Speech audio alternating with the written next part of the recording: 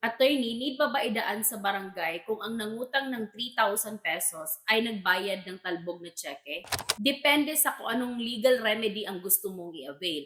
Now, kung gusto mong magdemanda dahil tumalbog ang tsekeng ibinayad sa iyo, then hindi mo na kailangan dumaan pa sa barangay.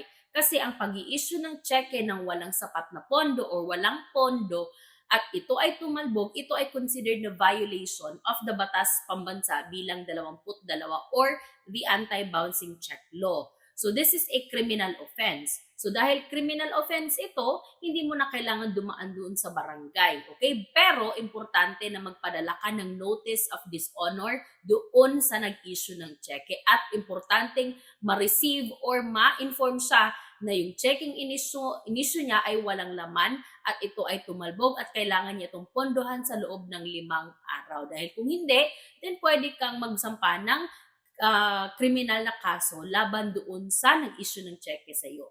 Pero kung ayaw mo namang magsampa ng kasong kriminal o kasong paglabag ng BP22 at ang gusto mo lamang ay small claims, then yes, kailangan mong dumaan sa barangay. Dahil isa ito sa mga requirements para makapag-file ka ng small claims. Okay, so I hope that's clear and that's it for Let's Talk Legal with Attorney Zai.